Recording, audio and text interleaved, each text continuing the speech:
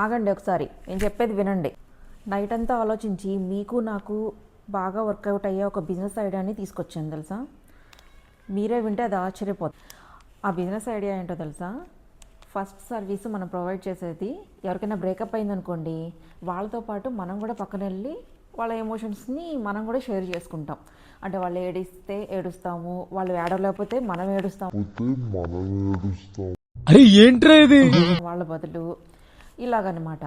Second services ఏంటంటే ఎవరైనా వాళ్ళ రిలేటివ్స్ చచ్చిపోతే వీళ్ళు వెళ్ళి ఏడవలేరు అనుకోండి, వాళ్ళ బదులు మనం వెళ్ళి ఏడుస్తాము.